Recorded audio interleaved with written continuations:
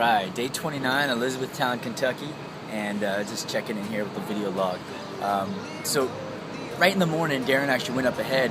We were walking out of Sonora, and he went over to the gas station and he was waiting. And we were pretty dirty for a while, and we've been on the road for about 12, 13 days. So, anyways, someone comes up to him and gives him $2. Because I guess he thought he was homeless or something. And then Darren was like, no, I can't take that. He refused it, and that kind of set the precedent, because we're not here to beg, we're not here to look for handouts, we're not busking on the streets here to raise funds. We don't have to. We trust in the American people. We trust in America.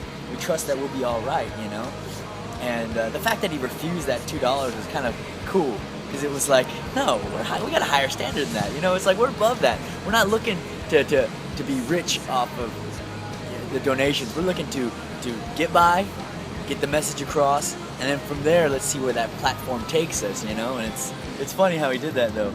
And we were talking, and we were talking to this gentleman, and he was just talking about how Occupy needs to get out.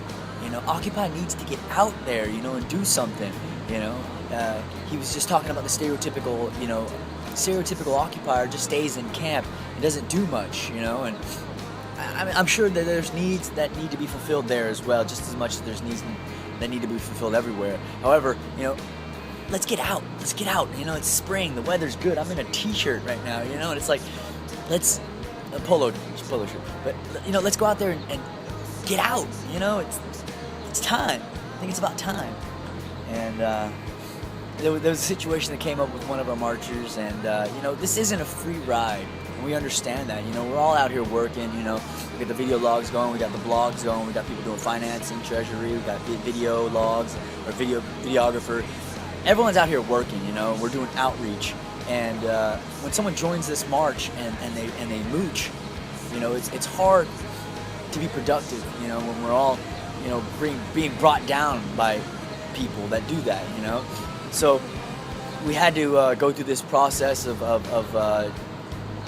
disengaging with one of the marchers, and this isn't a free ride. We understand that, and we are inclusive. We want everyone to join. At the same time, there has to be a mutual respect for all the marchers, and if someone is willing to give up that fast, and just take the money and be gone, that's fine, because it's better happening now than later on, and it's our growing pains. We all understand that there's some people that aren't in this movement for this movement. I mean, we've seen reports of what do you call them? Provocateurs. Agent provocateurs. In Oakland and occupations all throughout the nation. And it's like, I'm not paranoid, not far from it. I'm not even a conspiracy theorist or anything like that. I'm just saying, let's just be aware that there is things like that in the current. It's like we're going down this river here, and it's like you're gonna see rocks come up in the current. Yet, it's our job to kind of dodge it, and have that foresight, have that insight to see that, and I think that's where we have to rely on the team, the group, because it seems like the group kind of purged this person out of the march. It wasn't even an individual's issue. It was the whole group came to consensus, and I thought that was kind of amazing how the group is strong. The group has its own personality strong enough to do that,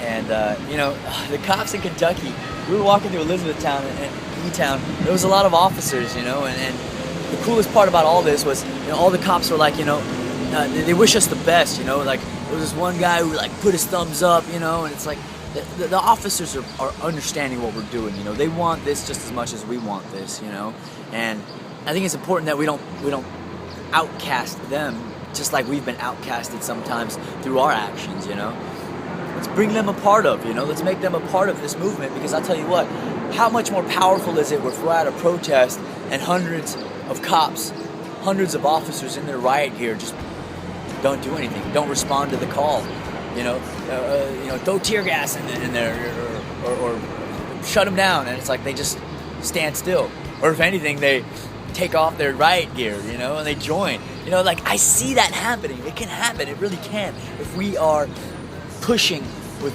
positivity. Let's push, with positivity. Let's be assertive. Let's let the aggression dwindle. Let's let aggression extinguish itself, you know, like a candle. Let it just, you know, with no air, you know, if you don't give it any air, the candle will just go out, you know. So let's not even give it any air for that aggression, you know. And there was a statey that pulled us over, and Kentucky State Police, and he pulled us over. I guess there was a complaint about us being in the road or whatever, and it was amazing to see an officer, proud as he is, be proud of us underneath his shield, you know. It's like they have a role to play, you know. I understand they have a role to play. It's what they signed up for, you know. And I also know that underneath that exterior, underneath that mask, that shell, you know, they're proud of us. I feel it. I know it, because that state he was proud that we were going out there marching, you know. Yeah, he's trained not to appeal to that, you know. And the fact that we could sense that, and the trembling of his hands, and the hoarseness of his voice, you know, we felt it. That was powerful, man.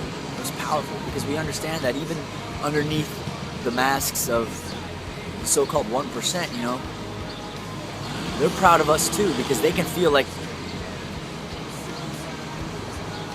they've been doing wrong for too long. They're like, you know, like no one is inherently bad, you know. If someone does something wrong, it's like they feel guilty about it, you know. But how do you, you know, expunge someone's guilt, you know, unless we do something about it? And I feel like some people, when they feel guilty, they give. Some people get angry. Some people want more, you know, and cover it up.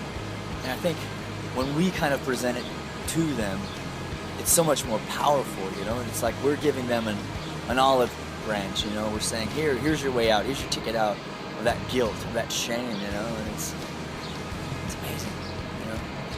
Where's the mass media on that one? You know, where's the major media outlets talking about that? Where's the newspaper journalists talking about on that? You know. And then I have to come to realize that, you know, we're the ones that put these people in their positions, you know, the media, the journalists, everybody. And it's on us to change it from the inside out, you know. So I just, you know, I push everyone to have that courage, that even though we're faced with, on the outside looks like hell, you know, but we can press through it, you know. I know we can.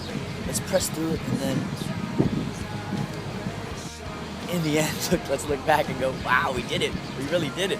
You know, that's the moment I'm waiting for. You know, is it going to be on my deathbed? I don't know. I hope it's before then. If not, you know, it'll happen then or after, you know. It's just that we did it. We did it. We did it. Day 29, Elizabeth, Kentucky. I love you guys. Bye.